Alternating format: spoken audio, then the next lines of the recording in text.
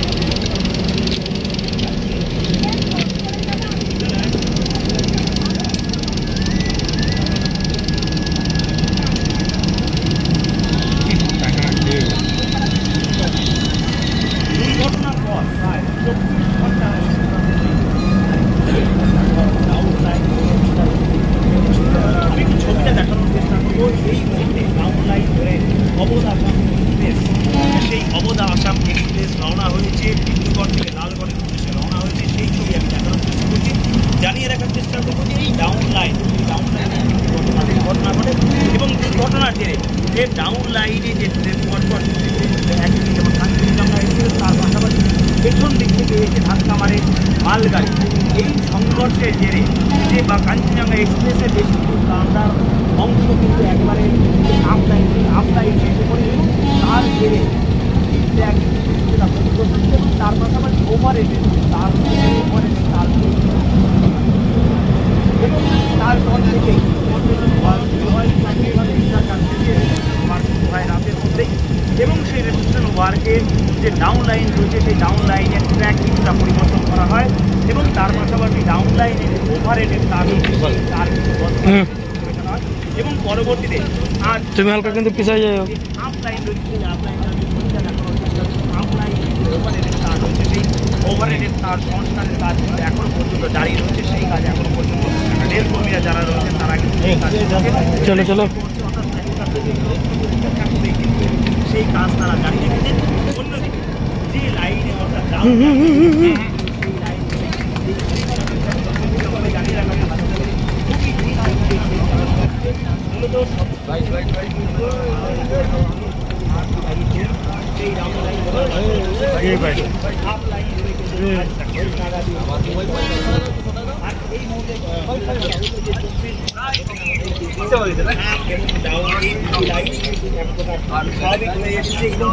এই মুহূর্তে সামান্য